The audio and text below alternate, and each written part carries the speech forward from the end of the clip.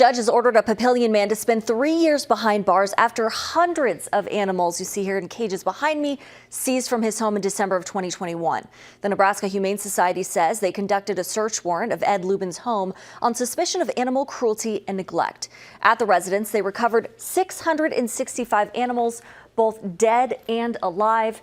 NHS says they took exotic birds, reptiles, and domestic animals, a majority of them being kept in dire conditions. After his sentence is complete, Lubin will serve 9 months of probation and have a 15-year ban on owning animals in the future.